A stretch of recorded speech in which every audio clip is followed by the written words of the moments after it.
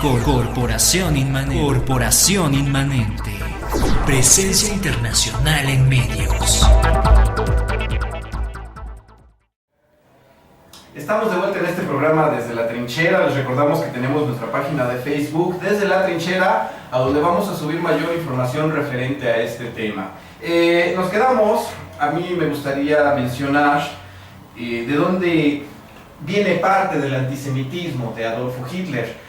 Como bien menciona Marco hace unos minutos, el matar judíos ha sido deporte europeo durante 2000 años y Hitler, cuando crece en Linz, allá en Austria, esta ciudad era particularmente antisemita.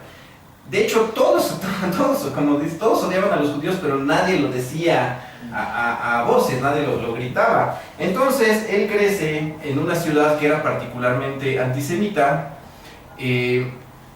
Cuando muere su padre, él se vuelve muy independiente de su mamá se llamaba Clara Potts, y él se va a Austria, él se va para estudiar. Él tenía la idea de ser un artista, de quería ser un pintor. De hecho, aquí les traje una impresión de una de sus pinturas.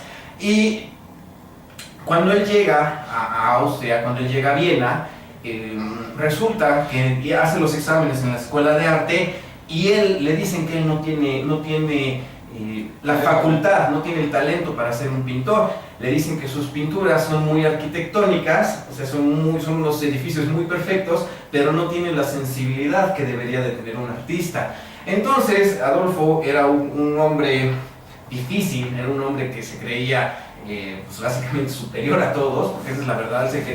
Él se creía que leyendo y sabiendo iba a ser superior a todos. Él amaba la ópera, esto también es bien importante en su vida. Él amaba la ópera y él amaba particularmente la música de Richard Wagner. Él creía en estas historias de Lohengrin, él creía en las valquirias, él creía en toda esta mitología germana que nos llevaba a que los germanos o los pueblos alemanes pues básicamente son superiores a todos. Entonces, muere su madre.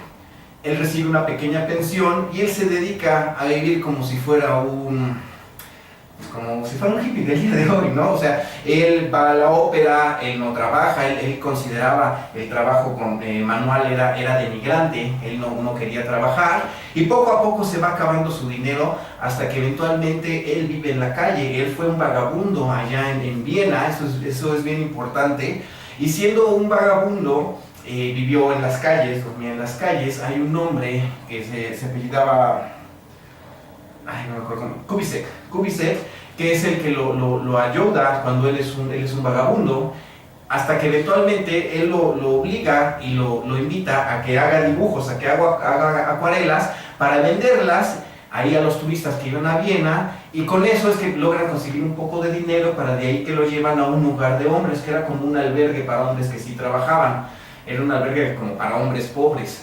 Entonces, cuando él está en este albergue, pues obviamente él tiene contacto con lo que es el antisemitismo de Viena. En Viena pues eran muy antisemitas. De hecho, el que era el gobernador de esta ciudad, él tachaba a los judíos como de ratas. De ratas no los bajaba. Dicen que hacían unos discursos muy interesantes a donde no bajaba de ratas a todo el pueblo judío. Y es en este ambiente en el que crece Adolfo, siendo un artista que no tiene ningún talento, él no tiene estudios, él no estudió ninguna carrera. Él, mientras vivía en las calles siendo un vagabundo, él se metía a las bibliotecas, en primera para no pasar fríos, y en segunda se ponía a leer todo lo que básicamente le caía a las manos. Y es por eso que sí, la verdad es que él sí tenía un nivel cultural bastante bueno. Cuando él se hace de un poco de dinero, le dan la herencia de su madre, le dan la herencia de su padre, él se va a Múnich, él se va a Alemania, porque en primera ya le va a llegar la edad en la que tiene que prestar su servicio militar, y él decía que no quería servir en ese ejército enfermo que era el de Austria-Hungría. Por eso se va a Alemania, para huir de Austria, para huir del ejército, y porque él sentía que era un auténtico alemán. Bueno, ya cuando termina la Primera Guerra Mundial, recordemos que Alemania está en una situación muy difícil, a pesar de que los alemanes no fueron los que iniciaron la guerra, son los que pagaron los platos rotos, los obligaron, los denigraron, los humillaron de una forma muy fea, y eso obviamente afectó no solamente al pueblo alemán, sino al pensamiento de este personaje de Hitler, y sentía que eran víctimas no solamente de los judíos, sino de toda la comunidad internacional.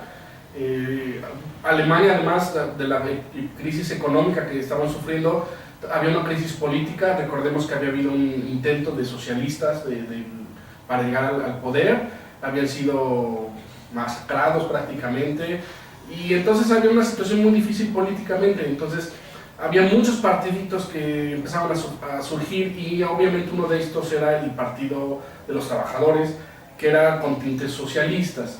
Entonces Hitler, siendo veterano de la guerra, sin nada que hacer, sin trabajo, el ejército le ofrece que se vaya a los partidos, en particular a uno que es el Partido de los Trabajadores Alemanes, para que espíe, para que sea una especie de oreja, lo que aquí le llamamos oreja, ¿no? Que él vaya a ver quién va, qué se dice, pase lista y pase el reporte, y para vigilar que no hubiera ningún problema. Era un partido chiquitito, creo que eran 50 personas, ¿no? Máximo en ese entonces. Todos ellos eran obreros o habían tenido una influencia socialista, etc. Y resulta que estando ahí descubre un señor, o más bien se hacen amigos, un señor que se llamaba Dietrich Eckart, que era un señor, era muy intelectual, de muy alto calibre, muy buen orador, con buenas ideas, y entonces él descubre a Hitler. Por alguna razón se hacen amigos, lo invita a que sea parte del comité, y entonces descubren que Hitler era un gran orador. Era alguien que agarraba y con una pasión y decía, y entonces Alemania nos fue a ganar y vamos a llegar a este lado, y entonces se dan cuenta del potencial que tenía y lo invitan a ser miembro del comité. El Partido Nacional, todavía no es Nacional Socialista, ahorita todo se llama Partido de los Trabajadores Alemanes. Adolfo Hitler, durante la Primera Guerra Mundial, es importante mencionar que él ganó la Cruz de Hierro. Bueno, entre muchas condecoraciones, él ganó la Cruz de Hierro de primera clase. En su vida posterior, muchos dicen o tratan de vituperarlo, tratan de decir que él se ganó casi la medalla, se la quitó un cadáver, pero cosa que no es cierta. Él en verdad ganó la Cruz de Hierro de primera clase, él jamás pasó del rango de cabo. O sea, la Cruz de Hierro de primera clase no es un premio que se le diera a un cabo, eran premios que regularmente se les daban oficiales, porque no era fácil obtener una de esas. Entonces, esto nos habla de que pues, era un hombre que tenía valor. Él era un hombre que, aparte de que tenía valor, durante la guerra, él se dedicaba a dar diatribas políticas a sus mismos compañeros de batallón o de regimiento, cosa que no lo hizo muy popular porque todos lo tacharon pues, de que estaba medio loco. Pero esta misma capacidad de dar pláticas sobre política alemana fue la que descubrió Dietrich Eckart y también Anton Drexler. Anton Drexler fue uno de los fundadores del Partido de los Trabajadores Alemanes. Lo invitan a que forme parte del partido. Él creo que tenía el carnet número 57, pero les mencionaba yo que empezó en el 50, o sea, habían 7. Y el Reichswehr, el ejército, le da la oportunidad, le dan el permiso de que entre al partido, porque también el ejército le convenía, ellos también estaban buscando una manera, pues también de mantener controlado lo que era el cariz político de la ciudad. Era una ciudad muy difícil. Y es así como comienza Adolfo Hitler. A él le dan el primer cargo que tuvo en el Partido de los Trabajadores Alemanes, fue el de propaganda. Y él, siendo el encargado de la propaganda, lo primero que les dijo es, ¿saben qué? Lo primero que tenemos que hacer es invitar a más gente, porque lo que tenemos es que la gente nos tiene que conocer, ¿no? Entonces, de tener reuniones de 50 personas, llegan a 100 personas, a 200, a 500, hasta que llegan a tener el máximo que tuvieron en los primeros años, en los primeros 2 años, fue de 2000 personas en el Circus Kron. Tuvieron que rentar un circo para que ahí pudieran hacer sus pláticas. Él también comienza a coquetear. Algo que tenía Adolfo Hitler en esta primera época es que él decía, él gritaba o él pregonaba lo que todos los alemanes sentían, pero que nadie quería decir. O sea, su Sus argumentos eran: nosotros no fuimos derrotados en la Primera Guerra Mundial, nosotros fuimos apuñalados por la espalda, todo es culpa de los judíos, todo es culpa de los comunistas, todo es culpa de todos menos de nosotros alemanes. Entonces, esto es algo que para un pueblo alemán, el pueblo alemán, cuando pierden la guerra, ellos todavía estaban combatiendo en Francia.